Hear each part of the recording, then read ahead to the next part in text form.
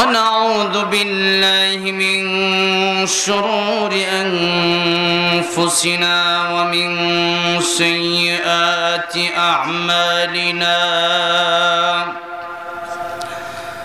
من يهده الله فلا مضل له ومن يضلله فلا هادي له ونشهد أن لا إله إلا الله وحده لا شريك له ونشهد أن سيدنا وسندنا وحبيبنا ومولانا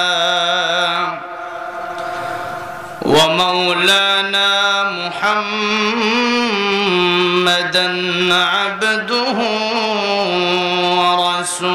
ورسوله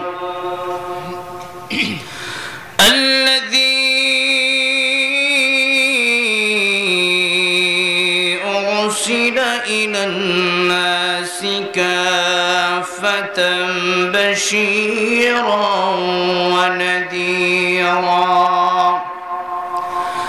وداعيا إلى الله بإذنه وسراجا منيرا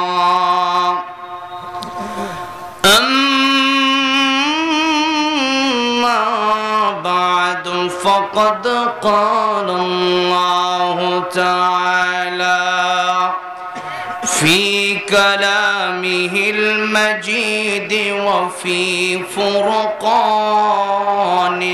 الحميد أعوذ بالله من الشيطان الرجيم بسم الله الرحمن الرحيم الله لا إله إلا هو الحي القيوم لا تأخذه سنة ولا نوم له ما في السماوات وما في الأرض من ذا الذي يشفع عنده إلا بإذنه يعلم ما بين أيديهم وما خلفهم ولا يحيطون بشيء من علمه إلا بما شاء وسع كرسيه السماوات والأرض ولا يؤوده حفظهما وهو العلي العظيم صدق الله العظيم قال رسول الله صلى الله عليه وسلم لا طاعة لمخلوق في معصية الخالق أو كما قال النبي عليه الصلاة والسلام وقال تعالى في شان حبيبه ومحبوبه ومعشوقه مخبرا وآمرا إن الله وملائكته يصلون على النبي يا أيها الذين آمنوا صلوا عليه وسلموا تسليما اللهم صل على محمد وعلى آل محمد كما صليت على إبراهيم وعلى آل إبراهيم إنك حميد مجيد اللهم بارك على محمد وعلى آل محمد كما باركت على إبراهيم وعلى آل إبراهيم إنك حميد مجيد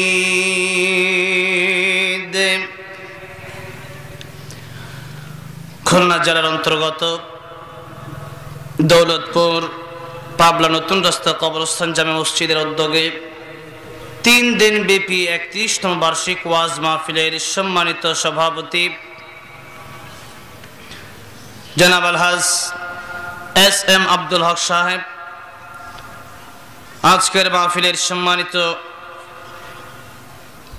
প্রধান অতিথি জনাব শেখ সৈয়দ আলী সাহেব, আজকের মাহফিলের বিশেষ বক্তা বয়ান করেছেন আমার পূর্বেই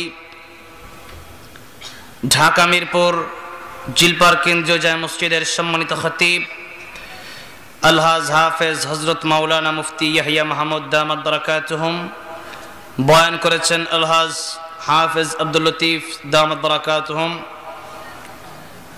মাহফিলে উপস্থিত মুআজ্জাজ মুকাররম উলামায়ে কেরাম, তালিবুল ইলম ছাত্র ভাইরা, আমার প্রাণপ্রিয় যুবক ভাইরা, আল্লাহর পেয়ারা মুরব্বী বাবাজিরা, পর্দার আড়ালে বসে আছেন শ্রদ্ধা সম্মানিতা মা ও বোনেরা, আল্লাহ রাব্বুল ইজ্জত ওয়াল জালালের আলিশান দরবারে অসংখ্য অগণিত শুকরিয়া আমরা আদায় করছি যে মহান রব্বুল ইজ্জত ওয়াল জালাল আমাদেরকে সমস্ত ঝামেলা থেকে মুক্ত করে এই শহর এলাকায় এত বড় একটা তাফসীরুল কোরআন মাহফিলে জান্নাতের বাগানে আসার বসার তৌফিক দিয়েছেন। এই জন্য সকলেই হৃদয়ের গভীর থেকে আবনত চিত্তে মহান আল্লাহ রাব্বুল আলামিনকে খুশি করার জন্য ঈমানের আওয়াজকে উঁচু করে সকলেই বলি আলহামদুলিল্লাহ। পবিত্র কোরআন শরীফের সূরাতুল বাকারার 255 নম্বর আয়াত কারিমা আপনাদের সামনে তিলাওয়াত করেছি। রাসূলুল্লাহ সাল্লাল্লাহু আলাইহি ওয়াসাল্লামের অসংখ্য অগণিত মুবারক বাণী থেকে গুরুত্বপূর্ণ একখানা মুবারক বাণী আপনাদের সামনে পেশ করেছি। যে আয়াতে কারিমা আপনাদের সামনে পেশ করেছি অত্যন্ত পরিচিত আয়াত, যেই আয়াতকে আমরা আয়াতুল কুরসি হিসাবে জানি। আয়াতুল কুরসি যদিও এটা আমরা আয়াতুল কুরসি নামে জানি, অনেকে আয়াতুল কুরসি মুখস্থ পারি না, আবার অনেকেই আয়াতুল কুরসি পারলেও আয়াতুল কুরসিতে আল্লাহ রাব্বুল আলামিন কি বলেছেন এটা আমরা জানি না। কারণ আমাদের মাতৃভাষা হলো বাংলা ভাষা, যার কারণে সবাই আরবি পারে না। আবার আরবি পারলেও যে সবাই কোরআন বুঝে বিষয়টা এমনটা নয়। তাহলে আল্লাহ রাব্বুল আলামিন ডাইরেক্ট কোরআন নাজিল করলেই চলতো, অথবা জিবরাইল আলাইহিস সালামের মাধ্যমে আল্লাহ রাব্বুল আলামিন কোরআন দুনিয়াতে পাঠিয়ে দিলেই চলতো। আর এই যে আল্লাহর নবী কোরআন রেখে গিয়েছেন, এই কোরআন আল্লাহর নবীর পরে আর কেউ ধরে না রাখলেও এভাবে কোরআন শরীফ আমাদের মাঝে ছাপিয়ে দিলেই আমরা পড়লেই চলতো। কিন্তু শুধুমাত্র কোরআনের মাধ্যমে মানুষ বুঝবে না, কোরআন বুঝতে হলে একজন ব্যক্তির দরকার। এই জন্য আল্লাহ রাব্বুল আলামিন কিতাবুল্লাহ দিয়েছেন, রিজালুল্লাহ দিয়েছেন। আল্লাহর পক্ষ থেকে আল্লাহ পাক পয়গম্বর পাঠিয়েছেন। বর্তমানে পয়গম্বররা নাই, সেই পয়গম্বরদের কাজ করবে পয়গম্বরের ওয়ারিস যারা আছেন, অর্থাৎ যারা উলামায়ে কেরাম, তারা হচ্ছে নবীর ওয়ারিস।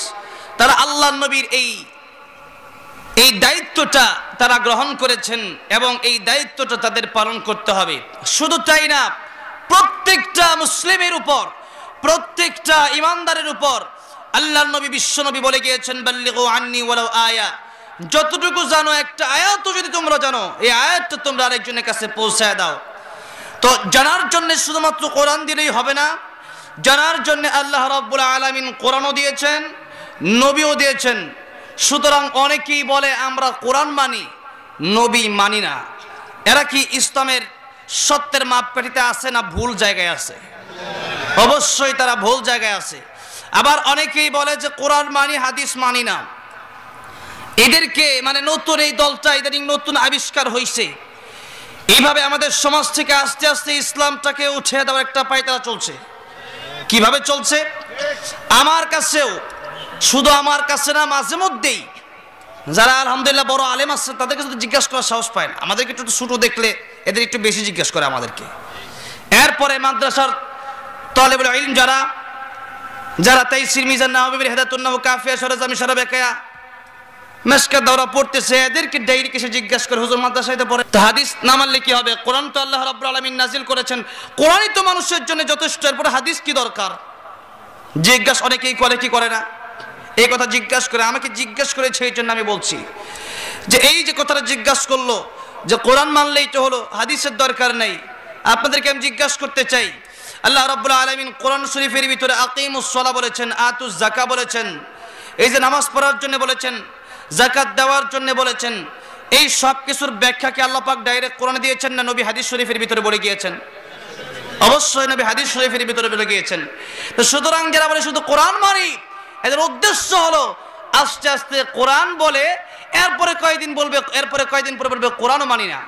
অর্থাৎ যারা কোরআন মানবে তারা হাদিসও মানবে, যারা কোরআন মানবে তারা রাসূলের সুন্নতও মানবে। ঠিক না ঠিক? সুন্নত মানতে হবে। আবার অনেকে শুধু হাদিস মানবো, আমরা সুন্নত মানবো না। তাহলে এই যে একটা একটা মানা, যে আল্লাহর নবী বলে গিয়েছেন, তারাকতু ফীকুম আমরাইন লান তাদিল্লু মা তামাসসাকতুম বিহিমা কিতাবাল্লাহি ওয়া সুন্নাত রাসূলি।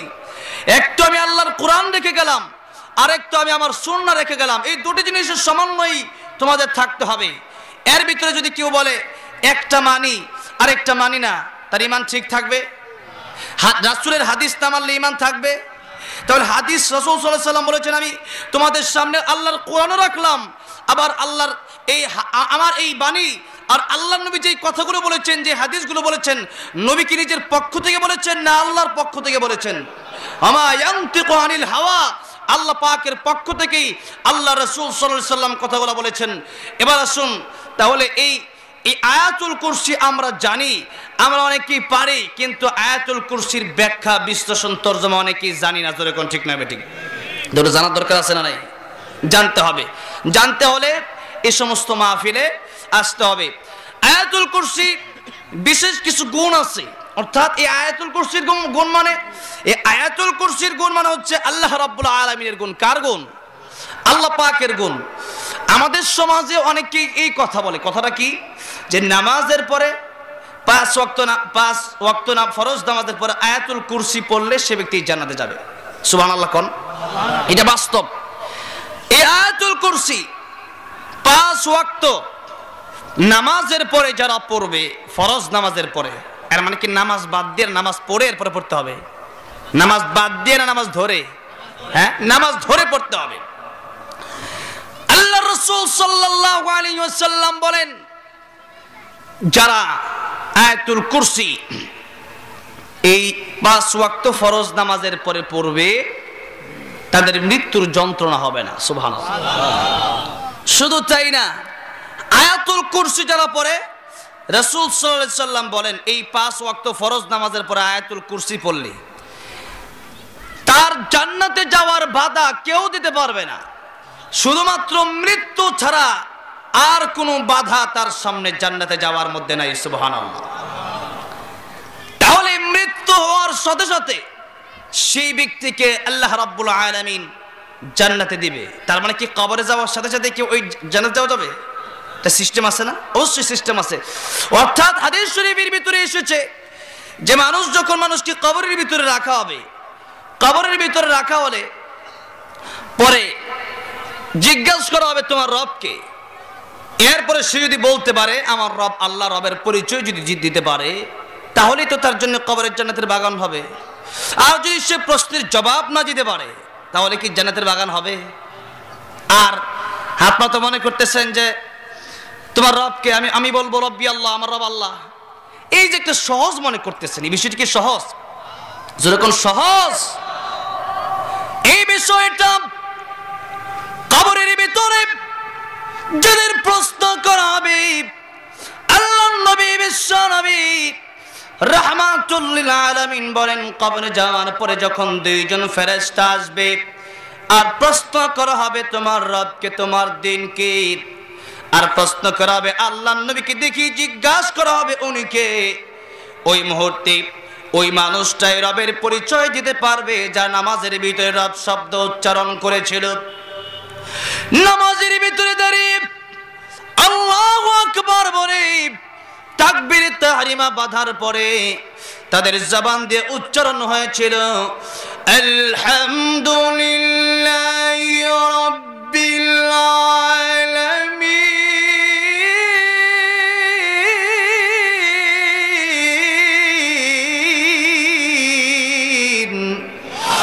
এই রব শব্দ যাদের জবান দিয়ে উচ্চারণ হয়েছে প্রতিদিন নামাজের মধ্যে রুকুতে গেলে পরে সুবহান রাব্বিয়াল আযীম, সিজদায় যাওয়ার পরে সুবহান রাব্বিয়াল আ'লা, এই যে রব শব্দ বারবার উচ্চারণ করেছে, ফরজ নামাজে রবের নাম উচ্চারণ করেছে, ওয়াজিব নামাজে, নফল নামাজে, তাহাজ্জুদে যারা আল্লাহর নাম তাদের জবান দিয়ে উচ্চারণ হয়েছে, ওই কবরে যাওয়ার পরে তাদের জবান দিয়ে অটোমেটিকলি বের হয়ে যাবে আমার রব আল্লাহ, সুবহানাল্লাহ।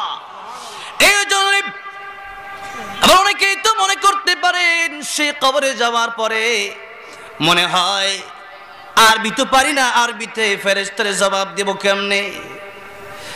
আমার ভাইরা মুরব্বি মুজিরাম মুফাসসির کرامগণ লিখেছেন ওই কবরের ভিতরে যাওয়ার পরে বাংলা ভাষা, ইংলিশ ভাষা, হিন্দি ভাষা, চাইনা ভাষার জবান দিয়ে বের হবে না।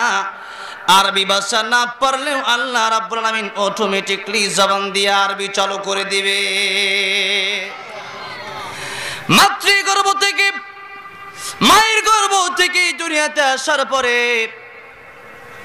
আমরা আমাদের জীবনে বাংলা ভাষা নিয়ে এত রিসার্চ করি না। অনেক লোক আছে কিন্তু দেখবেন বাংলা ভাষা খুব পারে। এই যে মাতৃভাষা, এই মাতৃভাষার উপর আমাদের আলাদা ডক্টরেট করতে হয় নাই, কিন্তু বাংলা ভাষা আমাদের জবান দিয়ে অটোমেটিকলি আল্লাহ রাব্বুল আলামিন বের করেছেন। কে বের করেছেন? মাতৃভাষা। আমরা যে পারি, আমরা কি মনে করি এটা টেবিল, এটা চেয়ার, এটা মাইক, এটা আংটি, এটা ঘড়ি, এটা জুব্বা, এটা কোট, এটা পাগড়ি, এই যে শব্দগুলা, এটা কি আমরা আলাদা আলাদা শিক্ষকের কাছে শিখছি নাকি আমাদের জবান দিয়ে অটোমেটিকলি আল্লাহ বের করে দিয়েছেন? আল্লাহ বের করেছেন। যে সূরা রহমানের তাফসীরেও এটা এসেছে, খালাকাল ইনসানা আল্লামাহুল বায়ান।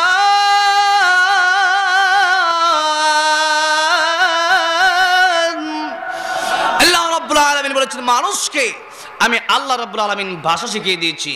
আরেক আয়াতে আল্লাহ রাব্বুল আলামিন বলেন আল্লামাল ইনসানা মা লাম ইয়ালাম, মানুষ যা জানতো না আমি আল্লাহ রাব্বুল আলামিন তা মানুষকে শিখিয়েছি। তো এবারও শুন, এই যে জিনিসগুলোর নাম, তো এই সব কিছু কি আমরা পড়ে পড়ে শিখছি না অটোমেটিকলি আস্তে আস্তে আমাদের জবান দিয়ে বের হয়েছে? অটোমেটিকলি আমাদের জবান দিয়ে বের হয়েছে। ঠিক তেমনি ভাবে কবরে যাওয়ার পরেও ভাষা যদিও বাংলা হয়, ইংলিশ হয়, অনেক মুরব্বীরা আছেন যদিও আরবি পারে না, হয়তো কোরআন শরীফটা সহি শুদ্ধ করে পড়তে পারে, আর নামাজটা ঠিকভাবে আদায় করে মহান আল্লাহ রাব্বুল আমিনের প্রতি ঠিকভাবে ঈমান এনেছে, যদিও তারা আরবির উপর সাহিত্যিক হয় নাই, কিন্তু কবরে যাওয়ার পরে অটোমেটিকলি আল্লাহ রাব্বুল আমিন তাদের জবান দিয়ে আরবি বের করে দিবেন। তাহলে বোঝা গেল সেই কবরের ভিতরে যাওয়ার পরেও যদি রব্বি আল্লাহ শব্দ মুখস্থ করে যান, সেই রব্বি আল্লাহ মুখস্থ করলে কাজ হবে না।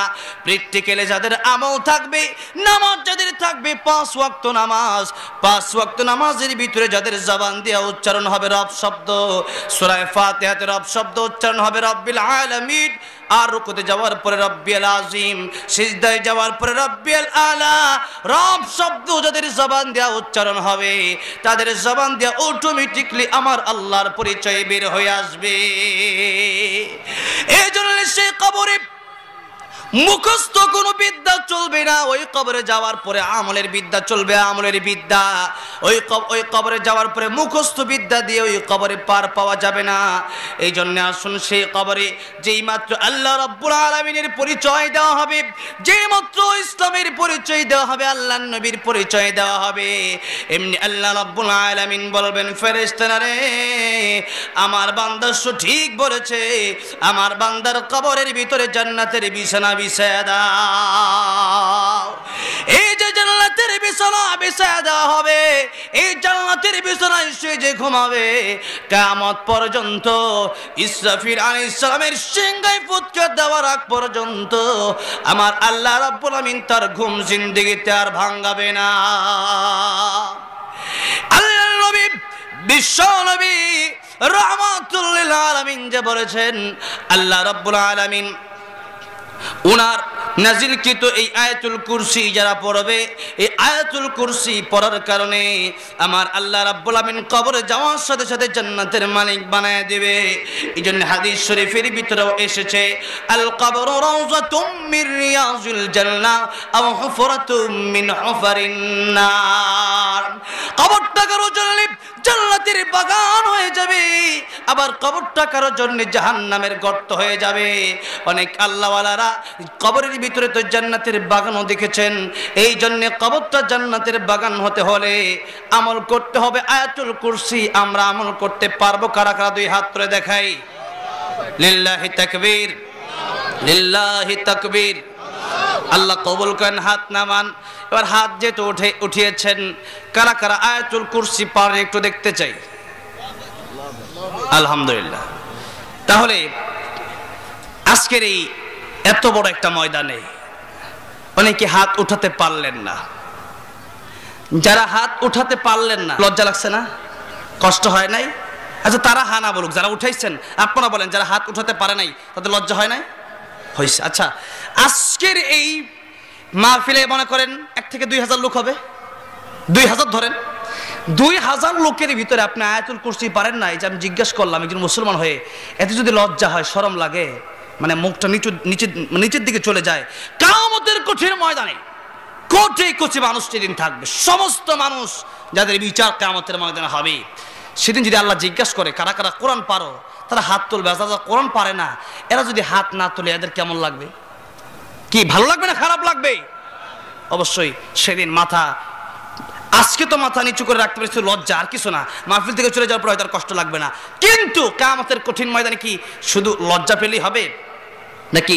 কোরআন যারা পারে না, আজকে আমাদের সমাজে অনেক মুরব্বীরা আছে কোরআনই পারে না, তাই জন্য বড় আফসোস হয় আমার, আজকে মুরব্বী হয়ে গেছেন কোরআন পারেন না। আপনাদের লজ্জা হওয়া দরকার যে আপনি কোরআন পারেন না। আপনি ইঞ্জিনিয়ার হন, কোরআন পারেন না, ডাক্তার হন, কোরআন পারেন না। আপনার ইঞ্জিনিয়ার হওয়া, ডাক্তার হওয়া ফরজ না, আপনার জন্য কোরআন শিক্ষা করা ফরজ, ঠিক না বে ঠিক? কোরআন শিক্ষা করা আপনার জন্য ফরজ। আপনি নামাজ পড়ছেন তো নামাজ যে পড়ছেন, নামাজ কি হচ্ছে আপনার? নামাজ ভঙ্গের কারণ, আমরা সাধারণত নামাজ ভঙ্গের অনেকগুলা কারণই আছে, হাদিসে তো অনেক কারণগুলাই আছে, কিন্তু সাধারণত যারা মক্তবী পড়েছেন তারা কয়টা কারণ জানেন? বলেন, একটু জোরে বলেন, একটু জবান দিয়ে আমার সাথে কথা বললেন। এতগুলা মানুষ আমার সাথে কথা না বললে তাহলে হবে? একটু ইমানের আওয়াজ দিয়ে বলেন, নামাজ ভঙ্গের কারণ কয়টা? 19টা।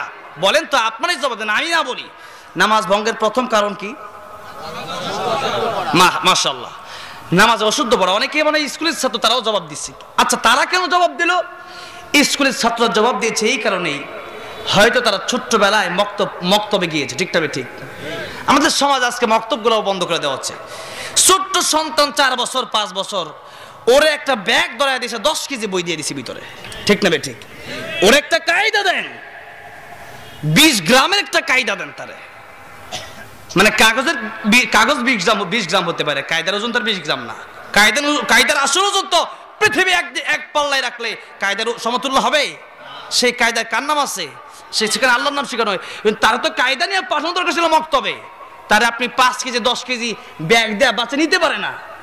এরপরে তো ওরে নিয়ে যাওয়ার জন্য ওর মা লাগে, বাপ লাগে প্রতিদিন। আপনি এটা শেখানোর আগে তার শেখানো দরকার ছিল কিভাবে জানাজার নামাজ, বাপের জানাজার নামাজ কিভাবে পড়তে হয়, ঠিক না বেটি? তাও তো পারে না আমাদের সমাজে। ওলামায়ে কিরাম ঘটনাও বর্ণনা করেছে, ঘটনা বাস্তবে আমাদের দেশে আছে। আমাদের দেশে যারা বাপের জানাজার নামাজ পড়ে, অনেকে দেখবেন বাপের জানাজার নামাজ পড়তেছে, বাপের জানাজা। আরে মানে একটু চিন্তা করেন, যারা মুরব্বী আছেন তারা একটু চিন্তা করেন নিজের সন্তানগুলো কি বানাচ্ছেন, অথবা যাদের সন্তান আছে একটু ভালো করে শুনেন, নিজের সন্তানগুলাকে কি বানাচ্ছেন। যেই সন্তানটা আপনার জানাজার নামাজ পড়তে পারে না, জানাজার নামাজের সময় যখন হয়ে যায় তখন দেখবেন আল্লাহু আকবার বলে খালি হাত উঠায় আবার নামায়, আছে না নাই? আবার ঈদের নামাজের সময় অনেকে তো, আমাদের দেশের এক মন্ত্রী জিজ্ঞাসা করছে আমাদের দেশে ঈদের জামাত কয়টায়? 8:30টায়। 8:25 বাজে এখনো আজান দিলেন না যে? আচ্ছা বলেন তো, ঈদের নামাজের আজান আছে? তা এই জানাজার নামাজের আজান আছে? হ্যাঁ, জানাজার নামাজের আজান তো আপনার জন্ম যখন হয়েছে তখনই জানাজার আজান হয়ে গেছে। আজান হয়ে গেছে, জন্মের সময় কি বাপ মা আজান দেয় না, একামত দেয় না? দেয়। কেন দিছে? আজান একামত হওয়ার পরে কি নামাজের জন্য বাকি থাকে সময়, নাকি সাথে সাথে আল্লাহু আকবার বলে নামাজে দাঁড়ায় যায়? আজান একামতের পরে আল্লাহু আকবার বলে নামাজে দাঁড়ায় যায়। জন্মের পরে আজান, ডাইন কানে আজান, বাম কানে একামত দিয়ে আল্লাহ পাক বুঝায় দিলেন যে ও বান্দারা, মরতে বেশি সময় দেরি হবে এটা মনে করবা না। আজান শেষ, একামত শেষ, এখন নামাজের জন্য অপেক্ষা, বেশি দেরি করবা না। এই মুহূর্তে তোমাদের মৃত্যু হয়ে যেতে পারে। আজানও শেষ, একামতে শেষ, নামাজ কি দেরি হবে না খুব নিকটবর্তী? জোরে কোন? নিকটবর্তী। বলতেছিলাম আজকে এই জানাজার নামাজ তারা পড়তে পারে না কেন? আজকে আমাদের সমাজে মক্তবটাও পর্যন্ত আমরা অনেকে বন্ধ করে দিয়েছি। আগে যে একটা সিস্টেম ছিল যে আগে এই গ্রাম অঞ্চলগুলোতে মানুষ কায়দা নিয়ে সন্তানগুলোকে পাঠাতো, সেই সিস্টেমটা এখন বন্ধ হয়ে গেছে। এই যে বড় বড় অনেক ছেলেরা যারা হয়তো কলেজ ইউনিভার্সিটিতে পড়ে, তারা বলল আয়াতুল কুরসি পারি, অথবা নামাজ ভঙ্গের কারণ, প্রথম কারণটা বলতে পারলো। কেন বলতে পারলো? সেই মক্তবে এগুলো শেখানো হয়েছে, ঠিক না ঠিক? এই জন্য প্রাথমিক শিক্ষাটা ইসলামিক শিক্ষা হওয়া চাই। 1 নম্বর আজকের ওয়াজের কথা হলো এটাই, যে প্রাথমিক শিক্ষা কোন শিক্ষা হওয়া চাই? জোরে বলেন, কোন শিক্ষা হওয়া চাই? কু আনফুসাকুম ওয়া আহলিকুম নারা, সূরাতুত তাহরিমের 6 নম্বর আয়াতের ব্যাখ্যায় সমস্ত বিশ্বের মুফাসসিরিনে কালামগণ লিখেছেন যে যদি নিজে জাহান্নাম থেকে বাঁচতে হয়, পরিবারকে বাঁচাতে হয়, তাহলে সে ব্যক্তিকে আগে দিন শিখতে হবে, পরিবারকে দিন শিখাতে হবে। তাহলে রাজি আছি না নাই আমরা? ইনশাআল্লাহ আল্লাহ যেন কবুল করেন, বলেন আমিন। বলতেছিলাম আয়াতুল কুরসি আজকে সবাই পারি না। না পারার কারণ হলো যারা একজন মুসলমান তারা তো কমপক্ষে আয়াতুল কুরসি তো পরের কথা। আজকে অনেকে সূরা ইখলাস পড়ে না, সূরা ফাতিহা পারে না। এই জন্য আয়াতুল কুরসি যারা পারেন না, শিখার দরকার আছে না নাই? শিখে নেবেন ইনশাআল্লাহ। এই এলাকায় তো খুলনা অঞ্চলে তো আলহামদুলিল্লাহ আলেমদের বাহার, আলেমের সাগর, ঠিক না ঠিক? এই দেশে এত আলেম, বাংলাদেশের সবচেয়ে বড় আলেমের জায়গায় হলো এই বাড়ি হলো এই খুলনা, আলহামদুলিল্লাহ। কোন? আচ্ছা, নাম নাই বললাম, আপনারা তো চিনছেন, ছিলেন নাই? আচ্ছা, হ্যাঁ, আল্লামা দিলওয়ার হোসেন সাইদির বাড়ি কই? আচ্ছা, এই পিরোজপুর তো খুলনার পাশে, নাকি বলেন? এরপরে আমাদের এই খুলনার অনেক আলেমরা আছে, এই এলাকার বক্তা আছে না মনোর হোসেন মমিন সাহেব, এই স্টেজে যারা আছেন সবাই তো আমাদের সবাই তো আলেম, আলহামদুলিল্লাহ বলেন। এই স্টেজে এই এখানে যারা বসে আছেন, বেশি পাবলিক বেশি না আলেম বেশি? আজকে আলেম বেশি, তার মানে খুলনা আলেম বেশি। তাহলে যারা কোরআন পারেন না, আগে তো একটা সিস্টেম ছিল, এলাকার ভিতরে আলেমই ছিল না। আর আজকে আমাদের সমাজে বিশেষ করে এই এলাকা খুলনা বরিশালে আলেমের পাহাড়। তাহলে এদের জন্য কি আয়াতুল কুরসি কোরআন শরীফ শিখাই কষ্টকর? কষ্ট না, এই জন্য সবাই আলেমের কাছ থেকে শিখে নেবেন, বলে ইনশাআল্লাহ। এবার আসুন, আয়াতুল কুরসি 1 নম্বরে আমল তো করতেই হবে, কিন্তু আয়াতুল কুরসির আমলের সাথে আয়াতুল কুরসি আমাদের বুঝতেও হবে কারণ একটা জিনিস হলো কোরআন শরীফ বুঝে পড়লে তো অবশ্যই সওয়াব আছে, আছে না? সওয়াব আছে না? কোরআন শরীফ বুঝে পড়লে সওয়াব আছে। কিন্তু আমাদের দেশের কিছু মৌলবী বের হয়েছে, এরা এখন বলে কোরআন শরীফ বুঝে পড়লে না, বুঝে পড়লে সওয়াব আর না বুঝে পড়লে সওয়াব নাই। তুমি কি রাসূলের হাদিসের চাইতে বেশি জানো? আমার রাসূল বলেছেন আলিফ পড়লে 10টা নেকি, লাম পড়লে 10টা নেকি, মিম পড়লে 10টা নেকি। আচ্ছা আপনারা বলেন আলিফ লাম মিম যে পড়ি আমরা, এটা আমরা বুঝি? তাফসীরের কিতাবে কে লিখছে? আল্লাহু আ'লামু বিমুরাদিহি। কে জানেন? কে জানেন? আল্লাহ জানেন। এই যে আল্লাহ জানে, আলিফ লাম মিমের অর্থ আমরা জানি না। রাসূল কি বলছে আলিফ লাম মিম পড়লে নেকি হবে না, না হবে? এগুলো বোঝার দরকার আছে আমাদের, কারণ এগুলো না জানলে আমাদের সমাজ এই মানুষগুলা যখন তাদের বয়ান শুনে তখন তাদের বয়ান শুনে কয় যায় কোরআন শরীফ বোঝারই দরকার নেই। কেন বোঝার দরকার নেই?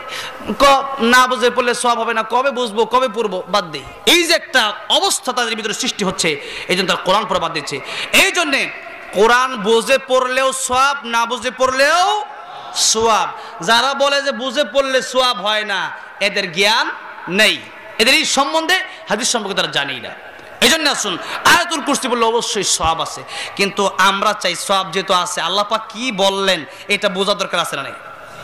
আসুন, এক নম্বরে এই আয়াতুল কুরসি কোরআন শরীফের সবচাইতে মর্যাদাপূর্ণ আয়াত হলো আয়াতুল কুরসি। আল্লাহর নবী বিশ্ব নবী রাহমাতুল লিল আলামিন জিজ্ঞাসা করলেন উবাই ইবনে কাব, তুমি বলো তোমার কাছে কোরআনের কোন আয়াত সবচাইতে মর্যাদাপূর্ণ আয়াত রয়েছে? সাহাবীদের নিয়ম ছিল, সাহাবীদেরকে আল্লাহর নবী প্রশ্ন করলে সাহাবীরা বলতো ওয়াল্লাহু আ'লামু ওয়া রাসূলুহু, আল্লাহ এবং আল্লাহর রাসূল ভালো জানেন। উবাই ইবনে কাব রাদিয়াল্লাহু আনহু বললেন ওয়াল্লাহু আ'লামু ওয়া রাসূলুহু, আল্লাহর রাসূল ইয়া রাসূলুল্লাহ ইয়া হাবিবাল্লাহ, আল্লাহ ভালো জানেন এবং তার রাসূল ভালো জানেন। আল্লাহর নবী আবার জিজ্ঞেস করেন উবাই তোমার কাছে কোরআন শরীফের কোন আয়াতটা সবচাইতে মর্যাদাপূর্ণ? উবাই ইবনে কাব রাদিয়াল্লাহু বলছেন ইয়া রাসূলুল্লাহ ইয়া হাবিবাল্লাহ, আমার কাছে মনে হয় আয়াতুল কুরসি, সূরাতুল বাকারার 55 নম্বর আয়াত, আয়াতুল কুরসি আল্লাহু লা ইলাহা ইল্লা হুয়াল হাইয়ুল কাইয়ুম, এই আয়াতটাই মনে হয় আমার কাছে সবচাইতে কোরআন শরীফের মর্যাদাপূর্ণ আয়াত। আল্লাহর নবী বলেন উবাই ইবনে কাব তুমি সঠিক জবাব দিয়েছো, কোন সুবহানাল্লাহ। তাহলে এই হাদিস শরীফ থেকে আমরা জানলাম যে আয়াতুল কুরসি কোরআন শরীফের সবচাইতে মর্যাদাপূর্ণ আয়াত, সবচেয়ে শ্রেষ্ঠ আয়াত। এবার শুন হাদিস শরীফের ভিতরে শোনাই, হাদিস শরীফের ভিতরে এসেছে এই আয়াত হলো কোরআন শরীফের প্রধান আয়াত। এই আয়াত হলো কোরআন শরীফের সমস্ত আয়াতের নেতা, আয়াতুল কুরসি। শুধু তাই না, আল্লাহর নবী বলেছেন আয়াতুল কুরসি জিহ্বা আছে, ঠোঁট আছে। কোন বান্দা যখন আয়াতুল কুরসি তেলাওয়াত করে, এই আয়াতুল কুরসি জিহ্বা এবং ঠোঁট দিয়া সেই বান্দার মাগফিরাতের দোয়া মহান আল্লাহর কাছে আয়াতুল কুরসি করতে থাকে। আয়াতুল কুরসি কিয়ামতের কঠিন ময়দানেও এই কোরআন শরীফ আল্লাহর সাথে যারা শুরু করে দিবে, আল্লাহ এই বান্দা আমি কোরআন পড়েছি, আমি কোরআনের সাথে ভালো সম্পর্ক ছিল, আল্লাহ তার আজকে জান্নাতে না দিলে আমার সুপারিশ বন্ধ হবে না। তা এবার বলেন তো, আমাদের সমাজে অনেকেই বলে যে কোরআন মাখলুক, নাউজুবিল্লাহ বলেন। আবার কিছুদিন আগে দেখলাম একজন বলল যে কোরআন শ্রেষ্ঠ না নবী শ্রেষ্ঠ। আচ্ছা আপনারা যে উঠতেছেন এক দুইজন করে, এটা কি মানে পরিবেশ নষ্ট হচ্ছে না? একটু বসলে ভালো হয়, কেউ উঠলে একটু বসেন, বলেন যে ভাই একটু বসো। আর এই তো আর 40টা মিনিট ধৈর্য ধরে বসেন, 12টার ভিতরেই মোনাজাত দিয়ে শেষ করবো ইনশাল্লাহ। এখানে তো খালি বাপ দাদার কিস্সা বললে তো শেষ হবে না, নাকি? বাপ দাদার কিস্সা বলবো, কি বলবো? একটু তাফসীর করার দরকার আছে না? আমারে ওই দিন একজন গাজীপুরে আমাদের এলাকায় একজন, আমি বসে আছি, একজন নেতা বলতেছে আজকে তো হুজুররা কোরআন শরীফের তাফসীর করে না, তারা খালি বসে বসে বাপ দাদার কিস্সা কয়। তা আমি বললাম যে আপনি কোরআন হাদিসের কি বুঝেন? ঠিক না বে ঠিক? আপনি বুঝেনটা কি? আপনি বসেন, ওরে বসায়া কতক্ষণ তাফসীর করলাম, সে কয় এমন তাফসীর দিছি সে উঠে যেতে বাধ্য হয়েছে। বোঝেন তো কি গায়ে লাগছে? বোঝেন নাই? সুদখোরের বিরুদ্ধে গেলে তো তখন কোরআনের তাফসীর তার বিরুদ্ধে জ্বালাপড়া শুরু হয়ে যাবে না? এই জন্য তখন যখন মুনাফিকের আলোচনা করা শুরু করলাম, মুনাফিকদের আলামতগুলো বর্ণনা করা শুরু করলাম, সেদিকে আস্তে করে উঠে চলে গেছে। তা কথা বোঝেন নাই? তো এইরকম কেউ উঠবে না। এই জন্য মুমিন যারা, তাদের ভিতরে কোরআন ভালো লাগবে। আজরি মুমিন না মনে করেন যে হুজুর কিছু কোন। ওই একদিন দেখলাম আমাদের বাংলাদেশে একজন বক্তা আছে, মাঝে মধ্যে একটু গান টানে টান দেয়। তো একজন সামনে থেকে বলতেছে যে হুজুর একটা গান লাগান, গান। হুজুরকে সারা জীবন গাইছি তো গাইলাম, এখন তো একটু ভালো হওয়ার চেষ্টা করতেছি, এখন আবার গান গর্জনে বলে কেন? তো এই যে একটা অবস্থা। তো এখানে এসেছেন কিছু নিয়ে যাওয়ার চেষ্টা করেন, নাকি বলেন? দরকার আছে না নাই? এই জন্য কিছু নিয়ে যাওয়ার চেষ্টা করেন। কে বলতেছে দেখেন না, কি বলতেছে এটা একটু বোঝার চেষ্টা করেন। আমার কথাটা আরো 100 আলেমকে জিজ্ঞাসা করেন, এটা কোরআন তাফসীর নাকি এটার বাইরে, জিজ্ঞাসা করেন। আমি আগেই বলেছি আমার প্রত্যেকটা বয়ান ইউটিউবে এত ক্যামেরা আসছে, এই সমস্ত বয়ান ইউটিউবে দেওয়া হয়। আর এখন তো এত সহজ নামাজ করা, খুব গবেষণা মোতালা করে এরপরেই আসতো। এই মাহফিলে তো আমার উস্তাদ আছে, আমার যিনি উস্তাদ ওনার বাবা হলো হুজুর। হুজুর হচ্ছে বিদ্যুৎ কেন্দ্র মসজিদের ইমাম, হুজুরের ছেলে হচ্ছে আমার আমার আমার হাদিসের উস্তাদ। তো হুজুরও স্টেজে বসা আছে, হুজুরের বাবাও স্টেজে বসা আছেন। তো এখানে যে ওয়াজ করতে সবাই দেখতেছে না, তো এই জন্যে ওয়াজ যে শুনবেন তাফসীর শুনবেন, যেগুলো শুনবেন নিয়ে যাওয়ার চেষ্টা করবেন। আমি আগেই বলেছি ইউটিউবে আমার আরও বয়ান আছে, এগুলোও শুনবেন, ভুল পাইলে আমার ধরাবেন। এখন কথা হলো এখানে যদি 1 ঘন্টা বয়ান করলাম, আমরা তারা আনলো এত বড় একটা আয়োজন করলো এই শহরের ভিতরে, যদি আমরা শহরের ভিতরে মানুষের যে আমল না আসে, এখন তো আমাদের ভিতরে আমল নাই, কি নাই? আমল নাই। শোনা আছে, আমল নাই। তার মানে আমরা এই ডান কান দিয়ে শুনি, বাম কান দিয়ে বের করি, ঠিক না ভাই? ঠিক। যে অন্তরে একটা কান আছে, এই কান দিয়ে আমাদের শুনতে হবে। তো কেউ উঠবো ইনশাল্লাহ? না, বলি থাকবো ইনশাআল্লাহ। আল্লাহ কবুল করবেন, আমিন। এখন আর কেউ উঠবো না ইনশাআল্লাহ। এবার আসুন, এই আয়াতুল কুরসি শুধুমাত্র আল্লাহ রাব্বুল আলামিনের কাছে মানুষের জন্য গুনাহ মাগফিরাতের দোয়া করে না। এই আয়াতুল কুরসি যারা পড়বে এদের এত বড় ফজিলত, কবরে যাওয়ার সাথে সাথে মহান আল্লাহ রাব্বুল আমিন তাদের কবরকে জান্নাত বানাবে। সুবহানাল্লাহ। সেই কবরকে যে জান্নাত বানাবে, আয়াতুল কুরসি যদি আমরা পড়লাম কিন্তু মানলাম না, তাহলে এই আয়াতুল কুরসি আমাদের পরে কোনো লাভ নাই। এই জন্য আসুন একটু তাফসীরে ঢুকি। আল্লাহ রাব্বুল আলামিন বলেন, আল্লাহু লা ইলাহা ইল্লা হুয়াল হাইয়ুল কাইয়্যুম। আয়াতুল কুরসির প্রথমে আল্লাহ রাব্বুল আলামিন আল্লাহর নিজের নামটা দিয়ে আয়াতুল কুরসি সাজিয়েছেন। আয়াতুল কুরসি এত দামি কেন? এর আরেকটা কারণ হলো এই আয়াতুল কুরসিতে আল্লাহ পাক ইসমে আজম রেখেছেন। কি রেখেছেন? ইসমে আজম এই আয়াতুল কুরসিতে এসেছে। ইসমে আজম কোরআন শরীফে 3 জায়গায় এসেছে। কয় জায়গায়? একটা হলো এই সূরাতুল বাকারার 255 নম্বর আয়াত, সূরা আলে ইমরানে আছে, সূরা তাহা আছে। আলে ইমরানের 2 নম্বর আয়াতে আছে আল্লাহু লা ইলাহা ইল্লা হুয়াল হাইয়ুল কাইয়্যুম। আর সূরা তাহাতে আছে ওয়া আনাতিল ওয়ুজুহু লিল হাইয়িল কাইয়্যুম। এই যে ইয়া হাইয়্যু ইয়া কাইয়্যুম, এই শব্দগুলা যারা পড়বে, এই শব্দগুলো পড়ে আল্লাহ রাব্বুল আলামিনের কাছে দোয়া করলে আল্লাহ রাব্বুল আলামিন এই ইয়া হাইয়্যু ইয়া কাইয়্যুম বলে দোয়া করার কারণে আল্লাহ পাক তার দোয়া কবুল করবে। তাহলে এখন থেকে দোয়া করার সময় কি পড়বেন?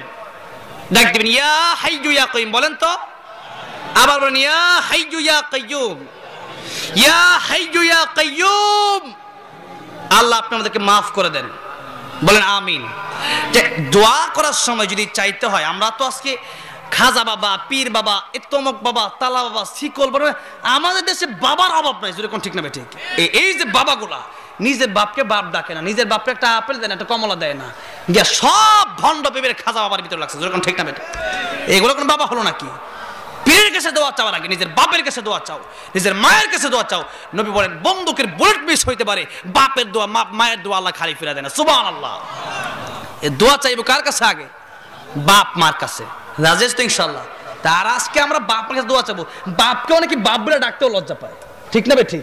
শুধু তাই না, বাপকে তো বাপ বলে ডাকে, তো বাপ যদি কিছু হেলো কথা বলো, মা যদি বলে একটু দূর থেকে আপনি ঢাকা আছেন, মা হলো খুলনা, মা যদি বলে বাবা কেমন আছো, বাবা আমার ব্যস্ত আছি, রাখো রাখো রাখো, পরে কথা বলবো, এই যে ফোন রেখে দিচ্ছে।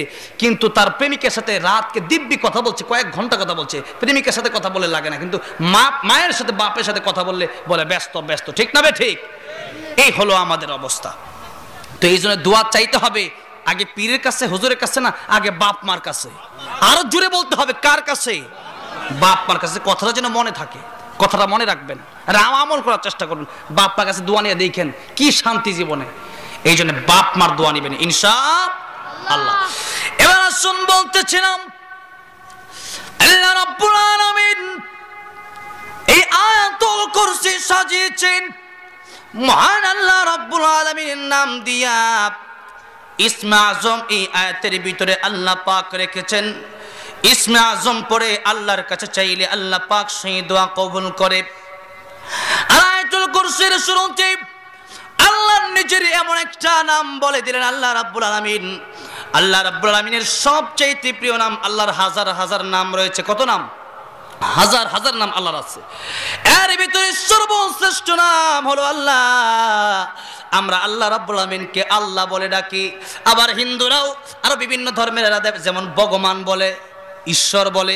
এই যে ঈশ্বর ভগবান বলে, এই ঈশ্বর ভগবান বললে বলে যে আমরা আল্লাহকে ঈশ্বর মানি, বা আল্লাহকে আপনারা যারা অনেকে হিন্দুরা দেখবেন এই কথা বলে যে আপনারা যারা আল্লাহ ডাকেন আমরা তাদেরকে ভগবান ডাকি। আচ্ছা বলেন তো আল্লাহরে ভগবান আপনার নিজের ইচ্ছায় ডাকলেই হবে না আল্লাহর ইচ্ছায় আল্লাহকে ডাকতে হবে? আল্লাহ যেভাবে বলেছেন, কারণ আল্লাহ তো নিজের নাম দিয়েছেন। আচ্ছা মনে করেন আমার নাম জুবাইর আহমদ তাশরিফ, এখন আমার নাম তাশরিফের জায়গায় কেউ যদি কয় তুশরিফ, আমি কি খুব খুশি হব? তো মনে করেন আমার একটা তয়কার তা, এই তার আকারের জায়গায় যদি পেজ দিয়া তুশরিফ কয় তাইলেই তো আমার মেজাজ গরম হবে। তা আল্লাহ পাকের আল্লাহর জায়গায় যদি হিন্দুরা ভগবান কয় এটাকে আল্লাহ শুনবে নাকি? আর ভগবান এইটার স্ত্রীলিঙ্গ আছে, আছে না? ঈশ্বর এর স্ত্রীলিঙ্গ আছে, গড এর স্ত্রীলিঙ্গ। যেমন ভগবানের স্ত্রীলিঙ্গ ভগবতী, ঈশ্বরের স্ত্রীলিঙ্গ ঈশ্বরী, এরপরে গডের স্ত্রীলিঙ্গ আছে গডেস। তাহলে এই যে কথাগুলা এদের স্ত্রীলিঙ্গ আছে। আচ্ছা বলেন তো আল্লাহর কি স্ত্রী আছে? তা আল্লাহর কি স্ত্রী আছে? আল্লাহর স্ত্রী নাই। তা আল্লাহর স্ত্রী নাই, এর জন্য আল্লাহ শব্দের কোনো স্ত্রীলিঙ্গ নাই। সুবহানাল্লাহ। শুধু তাই না, আল্লাহ রাব্বুল আলামিন নামটা যে দিলেন আল্লাহ শব্দ, এই আল্লাহ শব্দ কত সুন্দর আল্লাহর নাম। হিন্দুরা যে ভগবান কয়, আচ্ছা ভগবান, এই যে ভগবানের ব যদি আপনি বাদ দিয়া দেন তাহলে কি হয় বলেন? বলেন গবান। তো গবান শব্দের অর্থ কি? কাটা ফাড়া একজনকে খুন করে ফেলে, এইটা হলো গবান শব্দের অর্থ। আচ্ছা এরপরে আমি গ বাদ দিলাম, থাকে কি? বান। বান মানে কি? বান মারা, জাদু করা, টুনা করা, জাদু টুনা করা, এটাকে বান মারা, এটাকে বান। আচ্ছা এটা ওদের বা বাদ দিয়ে দেন তাহলে কি থাকবে? এটা আওয়াজ দিয়ে বলেন না, না এইভাবে তো আওয়াজ করা যাবে না, এটা আওয়াজ দেন কি থাকবে? দন্তান্ন। আচ্ছা দন্তান্ন দিয়ে কি হয়? নাই। দন্তান্ন দিয়ে কি হয়? নাই। তার মানে তাদের কোনো ক্ষুধা নাই, তারপরে ডাকে তাদের ব্যাপার। তার মানে বাদ দিলে গবান হয়ে যায় এমন অর্থ যেটা আল্লাহর সাথে যায় না। বান, জাদু টুনা এটাও আল্লাহর সাথে যায় না। এরপরে ফার মারা, একজন মানুষকে কূপ দেওয়া, এগুলোও আল্লাহর সাথে যায় না। দন্তান্ন দিয়ে নাই মানে তো আল্লাহ তো আসলে নাই আবার হয় কেমনে? তাহলে এই কিছুই তো আল্লাহর সাথে যায় না। কিন্তু আল্লাহ রাব্বুল আলামিন যে আল্লাহ শব্দ দিলেন, এই আল্লাহ শব্দের প্রতিটা অক্ষর কেটে দিলে আল্লাহর নাম থাকে কি থাকে না? যেমন আপনি যদি আল্লাহর নাম থেকে আলিফ শব্দ বা হামজা শব্দ কেটে দেন তাহলে আল্লাহ রাব্বুল আলামিন কোরআন শরীফের ভিতরে বলেছেন লিল্লাহি মুলকুস সামাওয়াতি ওয়াল আরদ। আল্লাহ রাব্বুল আলামিন কোরআন শরীফের ভিতরে বলেছেন আসমান এবং জমিনের রাজত্ব মহান আল্লাহ রাব্বুল আলামিনের কাছে। এখানে আল্লাহ রাব্বুল আলামিন আলিফ শব্দ বাদ দিয়ে লিল্লাহি বলেছেন। আবার যদি আপনি লিল্লাহ শব্দ থেকে লাম বাদ দিয়ে দেন তাহলে থাকে লাম আর হা। আল্লাহ রাব্বুল আলামিন কোরআন শরীফের ভিতরে এই লাম আর হা দিয়েও আয়াত বর্ণনা করে বলেন লাহু মা ফিস সামাওয়াতি ওয়া মা ফিল আরদ। আল্লাহ রাব্বুল আলামিনের এই লাম আর হা থেকে যদি লাম বাদ দিয়ে দেন শুধু হাটা রাখেন, সেই হা দিয়ে আমার আল্লাহর নাম আছে না নাই? ওয়াল্লাহুল্লাযী লা ইলাহা ইল্লাহু আলিমুল গায়বি ওয়াশ শাহাদাতি ওয়ার রাহমানুর রাহিম। এই যে আমার আল্লাহ রাব্বুল আলামিন হুয়া শব্দ ব্যবহার করে আল্লাহর নাম বলেছেন, তাহলে আল্লাহর নামের আলিফ কাটলেও আল্লাহ থাকে, লাম কাটলেও আল্লাহ থাকে, আরেক লাম কাটলেও আল্লাহ থাকে, শুধু হা থাকলেও আল্লাহ থাকে, আর তাদেরটা কিছুই থাকে না। বোঝা গেল এদের এই যে ভগবান, এই যে ঈশ্বর, এই যে গড, এই সব হলো শয়তানের তৈরি করা ধর্ম, এই সব হলো শয়তানের তৈরি করা নাম। আর আমার আল্লাহর নাম আমার আল্লাহর নিজের নাম, সুবহানাল্লাহ। এই জন্য আল্লাহ রাব্বুল আলামিনের নামের মতো আর কারো নাম হয় না। দুনিয়াতে 4000 থেকে 4500 ধর্ম আছে, এরা আমার আল্লাহকে এত সুন্দর করে ডাকতে পারে না, আমরা আমার আল্লাহকে এত সুন্দর করে ডাকতে পারি। এই জন্য আল্লাহ রাব্বুল আলামিনকে ডাকতে হবে আল্লাহ শব্দ দিয়া। এবার শুন, আল্লাহ রাব্বুল আলামিন বলছেন আল্লাহু লা ইলাহা ইল্লাহু, আমি আল্লাহ রাব্বুল আলামিন ছাড়া আর কোনো মাবুদ নাই, আমি আল্লাহ রাব্বুল আলামিন ছাড়া আর কোনো ইলাহ নাই। আল্লাহ রাব্বুল আলামিন ছাড়া আর কোনো মাবুদ নাই, এটা আমরা বিশ্বাস করি কি করি না? আচ্ছা, এটা করি। এর কিছু ব্যাখ্যা আমি দিচ্ছি। পুরা আয়াতুল কুরসির ব্যাখ্যা তো আজকে শেষ করা সম্ভব, সময় কম, এগুলো অনেক সময় নিয়ে আলোচনা করতে হয়। শুধুমাত্র এই আল্লাহু লা ইলাহা ইল্লাহু আর ব্যাখ্যাটাই করে শেষ করতেছি। আল্লাহু লা ইলাহা ইল্লাহু, আমরা আল্লাহকে মানি আল্লাহ এক। এর মানে আমরা কি বুঝলাম? যে আল্লাহ এক, এটা শুধু মুখ দিয়ে বললাম তাতেই যথেষ্ট, আর কিছু কাজ বাকি আছে না? এর মানে হচ্ছে আল্লাহ তাআলা ছাড়া কোনো মাবুদ নাই, আল্লাহ তাআলা ছাড়া আল্লাহর ইবাদত পাওয়ার যোগ্য আর কেউ নাই। ও আন্দাই তো আপনাকে জেলে দেওয়া হবে, হয়তো আজীবন দিয়েও দিতে পারে, আজীবন দেয় না, এখন আজীবন দিয়েও দিতে পারে। তো আচ্ছা বলেন তো দেখি, এই সুপ্রিম কোর্টের রায় যদি আমরা না মানি, তাহলে যদি আমাদের জেলে যেতে হয়, তবে দেশান্তরিত হতে হয়, দেশ থেকে বের হয়ে যেতে হয়, তাহলে বলেন তো সুপ্রিম কোর্টের যিনি বিচারপতি, এর চাইতে পাওয়ার মনে হয় আমার আল্লাহ একটু কম আছে না? একটু কম আছে বুঝি, এরকম আওয়াজ আল্লাহর পাওয়ার কে চাইতে কম না বেশি? যেরকম কম না বেশি? এর মানে হলো আল্লাহর আসমান, আল্লাহর জমিন, আল্লাহর হুকুমে আমরা চলবো। শুধু বাংলাদেশ নয়, গোটা পৃথিবীর যেই হোক না কেন, বিচারপতি হলেও আল্লাহর আইনের বিরুদ্ধে গেলে তার আইন আমরা মানতে পারবো না, ঠিক না বেঠি? আমার বন্ধুগণ, আমার মুরব্বী বাবাজিরা, এই জন্যই বিচারপতি, সবচাইতে বড় বিচারপতি কে? আওয়াজ দিয়ে বলেন কে?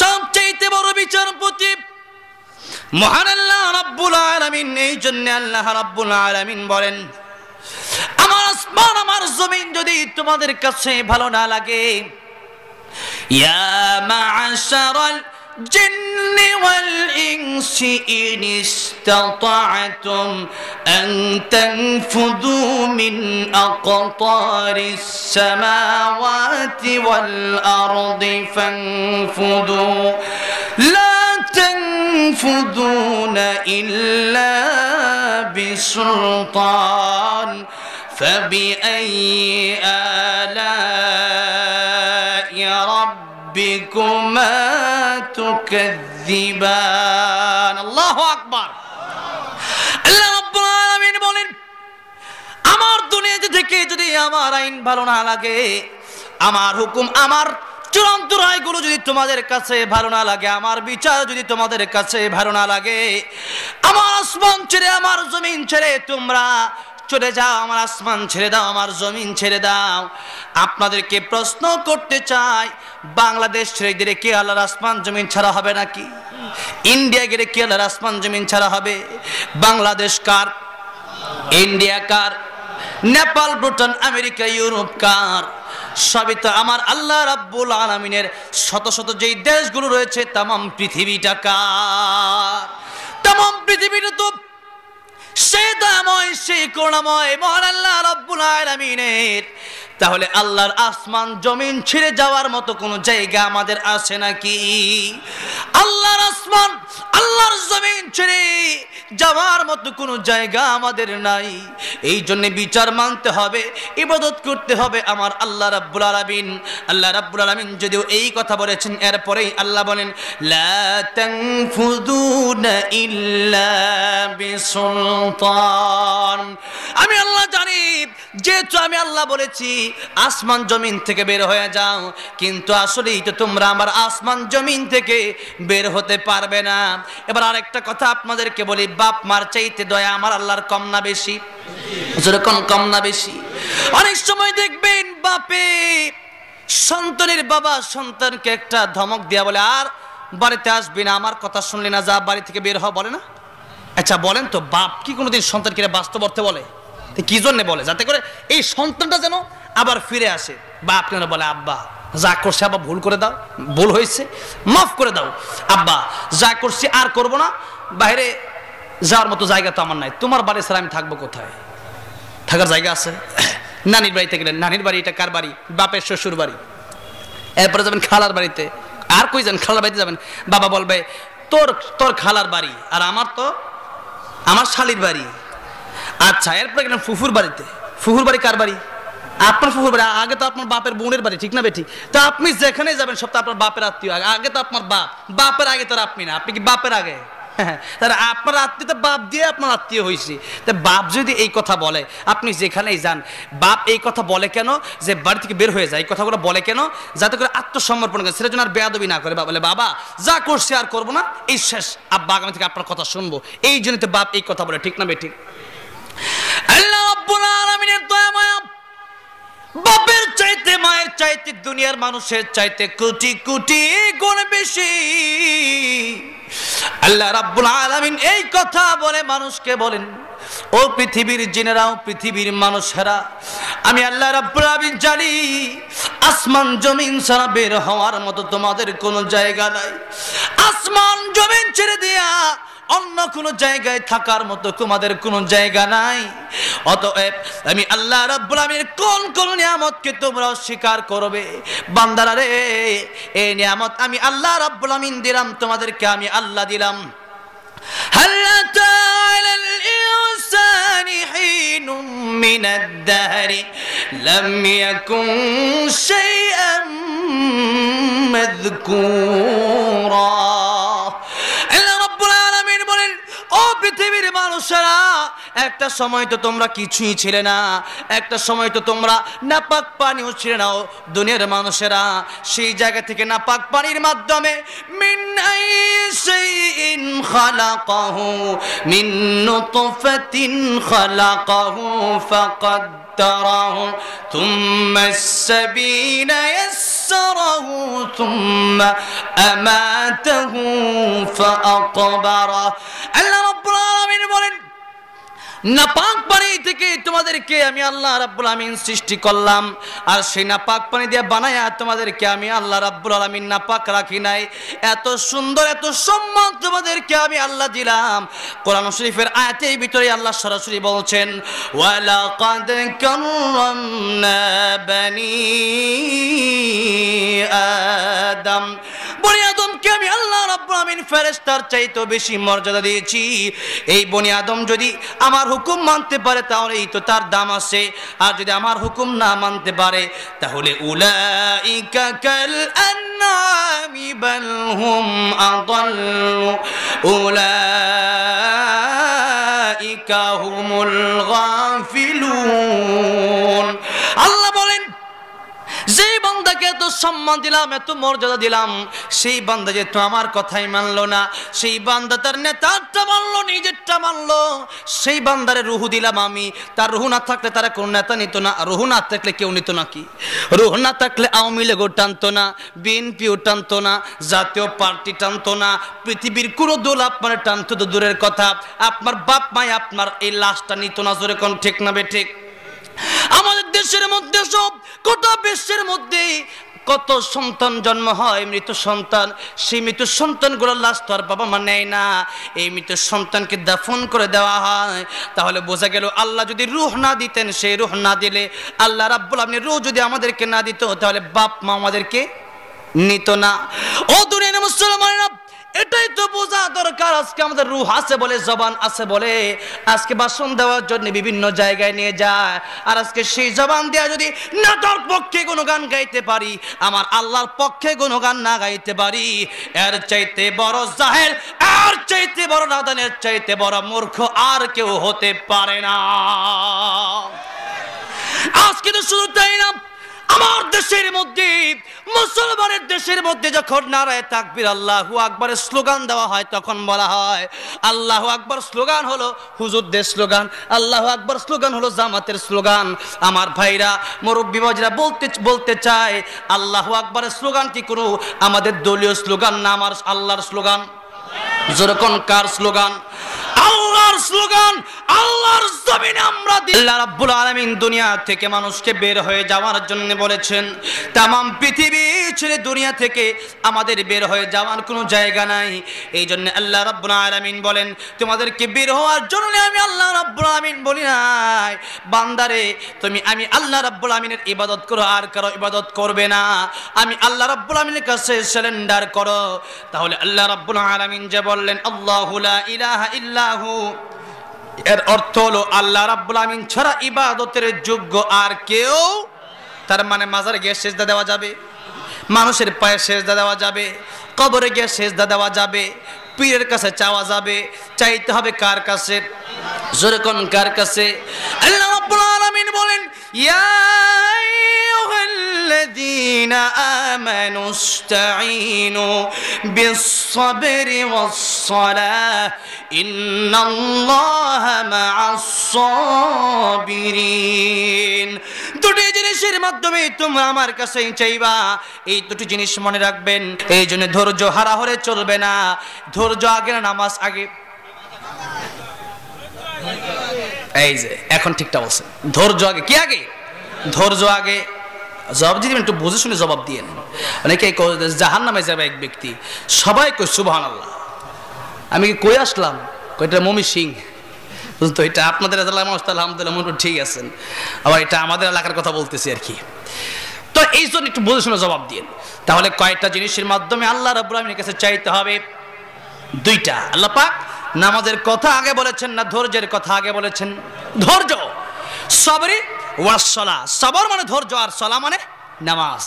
এই সবর আগে করো, কারণ ধৈর্য যদি না থাকে নামাজের ভিতরে মন বসে না। বসে জুমার নামাজের যখন সময় হয়ে যায়, ইমাম সাহেব কয় আল্লাহু আকবার, পিছন থেকে একজন কয় রুকুতে যাবে, তবে সব দৌড় দিছে। আস্তে ঠিক না বে ঠিক?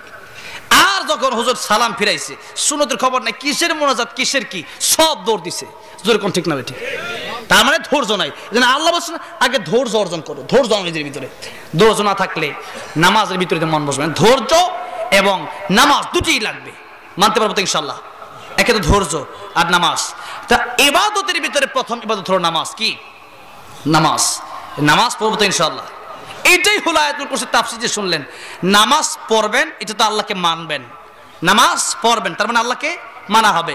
আর নামাজের পরে আয়াতুল কুরসি পড়বেন। যাদের মুখস্থ তারা মুখস্থ করে নেবেন, বলে ইনশাআল্লাহ। এই আয়াতুল কুরসি এর চাইতে বড় সহজ কাজ আর কি হতে পারে? আল্লাহ তো বলেছেন লা ইউকাল্লিফুল্লাহু নাফসান ইল্লা উসআহা, কষ্ট দেন নাই, মানুষকে সহজ দিয়েছেন। আল্লাহ পাক যদি বলতো 5 ওয়াক্ত নামাজের সময় না দিয়া, আল্লাহ যদি বলতেন যে 5 বার তোমরা পাহাড় কাটো, মাটি কাটো, তাহলে কেমন হতো? তাহলে কষ্ট হইতো না? যদি বলতো এই শীতের ভিতরে 1 ঘন্টা করে 5 ঘন্টার সময় নদীর ভিতরে দাঁড়ায় থাকবা, তাহলে কেমন হইতো? তা আল্লাহ পাক এগুলো দিচ্ছেন। আল্লাহ পাক নামাজ পড়ে একটু আমরা সিজদা দাও, আমি আল্লাহ তাতেই খুশি। এই জন্যে আল্লাহ পাককে সিজদা দিলেই আমার আল্লাহ খুশি। এই জন্যে আল্লাহ পাকের হুকুম মানতে হবে, একটা নামাজ ধরতে হবে। আর এই নামাজের সাথে সাথে এই আয়াতুল কুরসি শিখে 5 ওয়াক্ত নামাজের পরে পড়বো, যাতে করে আমাদের কবরটা মৃত্যুর সাথে সাথে আমাদের কবরটা জান্নাতের বাগান হয়ে যায়। আল্লাহ পাক যে কথাগুলি বললাম বুঝার আমল করার তৌফিক দান করেন, পড়েন আমিন। ওয়া আখিরু দাওয়ানা আলহামদুলিল্লাহি রাব্বিল আলামিন। এখন বসেন, মোনাজাত হবে, মোনাজাতের পরে সবাই যাবেন। যেহেতু হ্যাঁ গজল তো গাবই, একটু পানি দিন, পানি। আচ্ছা, গজল তো গাবই ইনশাল্লাহ। গজল শুধুমাত্র গজল শোনার জন্য অনেক যুবকরা আসছে, তারা আর আচ্ছা বসেন। আমি আবার এখান থেকে যাব সেই চট্টগ্রাম, কথা বলছেন সকালে চট্টগ্রাম থাকতে হবে। তো এখন এই গজল বলবো তার আগেই এই যে মসজিদটা এই পাবলা নতুন রাস্তা কবরস্থান যায় মসজিদ, আমি ওই মসজিদ থেকে তো আসলাম এখানে। আগে মসজিদে গিয়েছিলাম, অত্যন্ত সুন্দর মসজিদ, অনেকে কষ্ট করেছেন এই মসজিদের জন্য, অনেকে দান করেছেন। আল্লাহ রাসূল বলেন মান বানা লিল্লাহি মাসজিদান বানাল্লাহু লাহু বাইতান ফিল জান্নাহ, যারা আল্লাহর ঘর মসজিদ বানানোর জন্য সহযোগিতা করবে আল্লাহ তাদেরকে জান্নাতে ঘর বানায় দিবে। সুবহানাল্লাহ। আচ্ছা, আমরা সবাই চাই না যে আমাদের জান্নাতে ঘর হোক? কারা কারা চাই দেখি? সবাই চাই, হাত নামান। সবাই চাই, তাহলে সবাই যদি চাই মসজিদের সাথে আমাদের সবার সম্পর্ক থাকা দরকার আছে না নাই? আছে।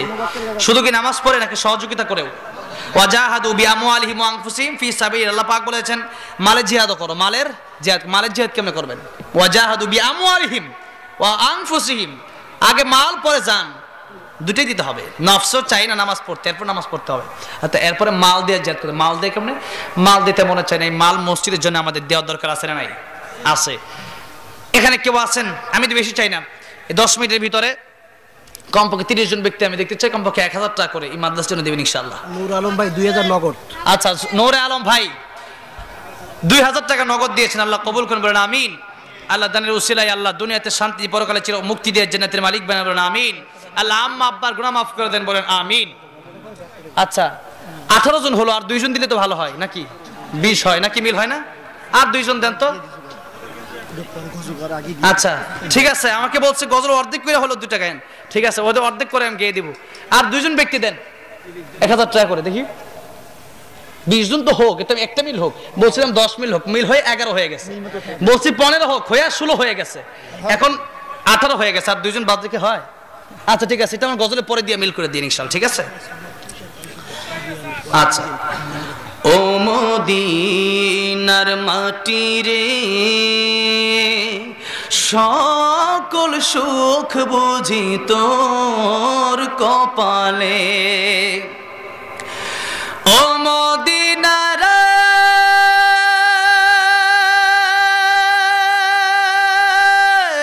তোর বুকে আমার নবী, যার লাগে পাগল সবই, যার তরে হইল সৃষ্টি ত্রিভুবন। কাঁদি আমি সারাক্ষণে, কখন যাব সেখানে, সহে না আর পরাণে। ও মদিনার মাটি রে, সকল সুখ বুঝি তোর কপালে। ও মদিনার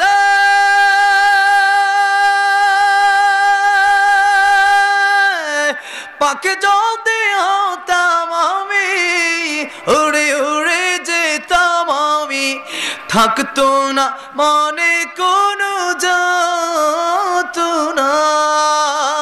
দেহে নাই পাখায় আমার, সাথে নাই টাকায় আমার, কেমনে যাব সেখানে।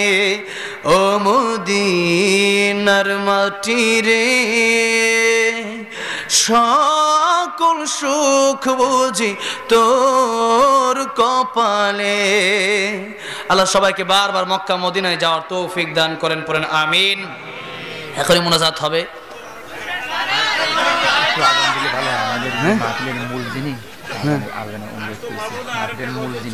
আচ্ছা ঠিক আছে, তাহলে মানে এখন কি ওঠি না, ঠিক আছে ইনশাআল্লাহ। বসুন তো, আর 5 মিনিট 10 মিনিট, তোমার 12টা বাজে, ঠিক আছে? শেষ মুহূর্তে 10 মিনিটের ভিতরে শেষ করে দেবো ইনশাআল্লাহ, 10 মিনিট, ঠিক আছে? আরো অনেক গজলের আবদার তো করছেই, এরপরে আজান তো এতটা শোনাবো না, 2 লাইন শোনাই দেবো ইনশাআল্লাহ, ঠিক আছে? আরেকটা গজলের আবদার করছে, এটা শেষ করে ইনশাআল্লাহ এরপরে দেখি আপনাদেরকে অনেকে আজানের এটা করতেছে। আচ্ছা ঠিক আছে, দেখি ইনশাআল্লাহ কি করা যায়। কোন জমিনের মাটি আমার হবে গুরুস্থান, কোন জমিনের মাটি আমার হবে গুরুস্থান। কাদের চোখের জলে আমি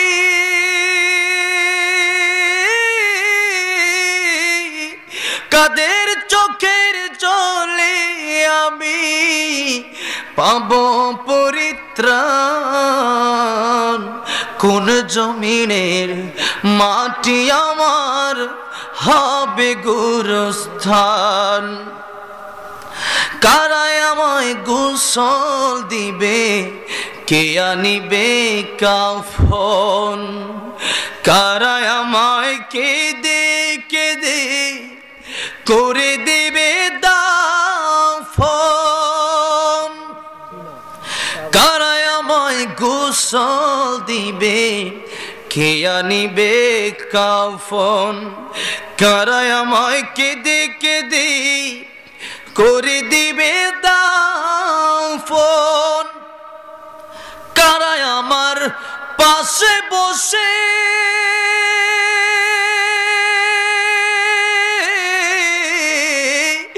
কারা আমার পাশে বসে শোনাবে কোরআন,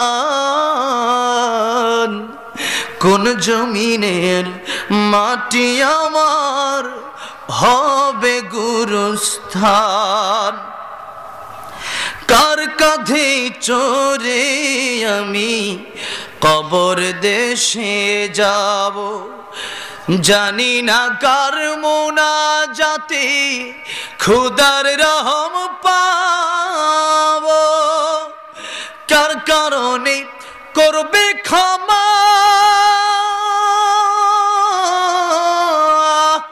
কার কারণে করবে ক্ষমা আল্লাহ মেহেরবান, কোন জমিনের মাটি আমার হবে গুরুস্থান, কোন জমিনের মাটি আমার হবে গুরুস্থান। আল্লাহ আমাদের সবাইকে মাফ করে দাও, বলেন আমিন।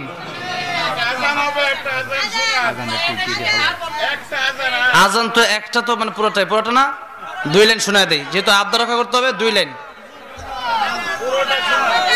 পুরোটা দিলে ভালো হয়। আল্লাহু আকবার, আল্লাহু আকবার,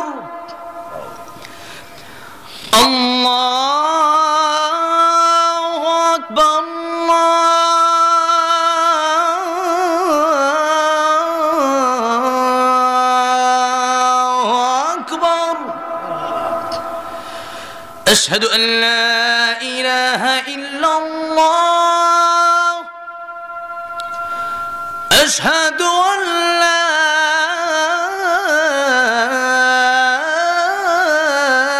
إله إلا الله।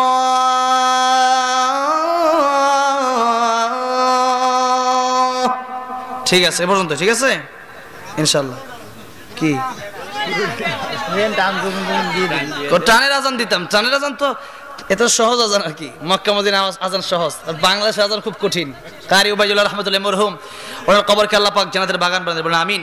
আচ্ছা এটাও একটু বলে দিই, হ্যাঁ অর্ধেক। আল্লাহু আকবার, আল্লাহু আকবার, আল্লাহু আকবার,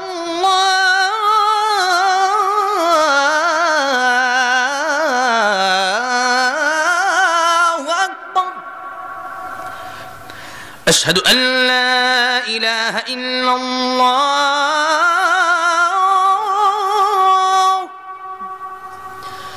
أشهد أن لا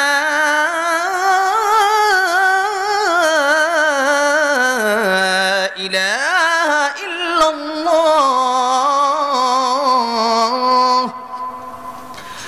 أشهد أن محمد رسول الله،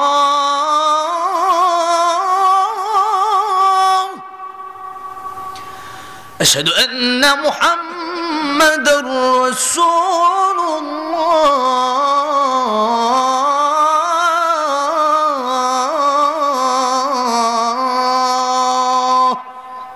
بس এই পর্যন্ত থাকুক, আমরা দুরূদ শরীফ পড়ি।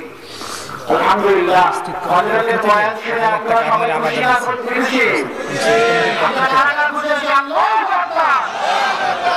হযরতের আযান এবং সঙ্গীতে নতুন রাস্তা কবরস্থান জামে মসজিদের পক্ষ থেকে হযরতকে 1000 টাকা আমাদের শ্রদ্ধেয় সাহেবের হাতে পুরস্কার দেওয়া হলো।